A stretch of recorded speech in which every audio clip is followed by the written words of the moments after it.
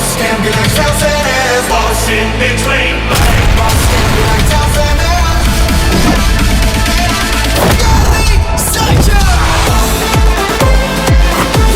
Megastar Chiranjeevi గారు నటించిన మనశంకర వరప్రసాద్ గారి మూవీ అయితే నార్త్ అమెరికాలో 7వ రోజు అయితే ప్రకంపన అయితే సృష్టించింది అనమాట. అలాగే ఓవరాల్ గా నార్త్ అమెరికాలో ఎంత సృష్టించిందో మాత్రం అసలు బీభత్సాన్ని అయితే సృష్టించింది. సో నెంబర్ ఆఫ్ కలెక్షన్స్ అయితే ఈ లెవెల్లో మనశంకర వరప్రసాద్ గారు, సో మెగాస్టార్ చిరంజీవి గారు నటించిన ఈ మూవీ ఈ లెవెల్లో గ్రాస్ అవుతుంది అయితే ఎక్స్పెక్ట్ చేయలేదు భయ్య. వేరే లెవెల్ అంటే వేరే లెవెల్ 7వ రోజు. సో ప్రీమియర్ షో టికెట్స్ దగ్గర నుంచి ఇప్పటి వరకు కూడా ఇలాంటి గ్రాస్ అయితే ఇంకా ఏ మూవీకి అయితే రాలేదన్నమాట. సో ఇప్పుడు రిలీజ్ అయిన మూవీస్ లో కూడా ఏ మూవీకి అయితే ఇలాంటి కలెక్షన్స్ అయితే అస్సలు రావట్లేదు అనమాట. వేరే లెవెల్ అంటే వేరే లెవెల్లో ఉంది.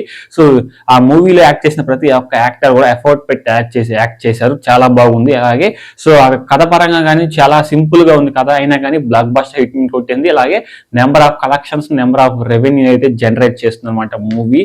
సో మన ఇండియాలోనే కాకుండా వేరే దేశాల్లో కూడా ఇలాంటి కలెక్షన్స్ అయితే సో ఇప్పుడు 7వ రోజు నార్త్ అమెరికా ఇప్పుడు సో ప్రీమియర్ షో టికెట్స్ దగ్గర నుంచి ఇప్పటి వరకు 7వ రోజు వరకు కూడా నార్త్ అమెరికాలో 2.6 మిలియన్ క్రాస్ అయితే సో దాటిందనమాట. మామూలుగా లేదు, ఒక బీభత్సాన్ని అయితే సృష్టించింది. అలాగే మన ఏపీ అండ్ తెలంగాణ చూసుకున్నట్లయితే ఈ 7వ రోజు సో నిన్నటి మీద కూడా కొంచెం తగ్గిందనమాట. 17.6 కోట్ల కలెక్షన్స్ అయితే గ్రాస్ అయితే రాబట్టింది ఈ వీకెండ్.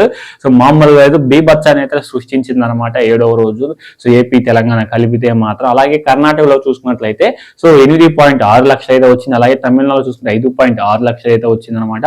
మనకి చెప్పాను కదా, ఈస్ట్ గోదావరి వెస్ట్ గోదావరి అన్నిటికైతే మామూలుగా లేదు, ఒక రేంజ్ ర్యాంపేజ్ అయితే ఆడిస్తూ ఉంది. ఇలాంటి collections never before never after అని చెప్పుకోవాలి. ఎందుకంటే so premiere show tickets, premiere shows కు వచ్చిన సో కలెక్షన్స్ అయితే వేరే లెవెల్లో ఉన్నాయి అనమాట. ఎందుకంటే సో మెగాస్టార్ ఫ్యాన్స్ అయితే, మెగాస్టార్ చిరంజీవి గారి ఫ్యాన్స్ ఆకలి మీద సో మంచి ఫుల్ దమ్ బిర్యానీ కోసం వెయిట్ చేశారు.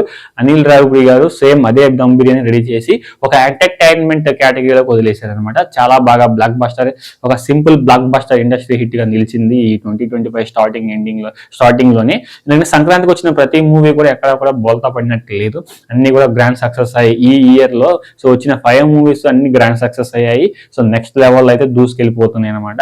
ఇకపోతే అనిల్ రావిపూడి గారు నెక్స్ట్ సినిమా ఎవరి గురించి అనేది సో అనౌన్స్మెంట్ చేయలేదు, కానీ త్వరలోనే అనౌన్స్మెంట్ చేస్తారు. అలాగే చిరంజీవి గారు కూడా నెక్స్ట్ మూవీ ఎవరితో ఉందో అనే దాని గురించి కూడా నెక్స్ట్ సో ఇంకొక 1 వీక్ ఈ మంత్ ఎండింగ్ అని చెప్పారనమాట.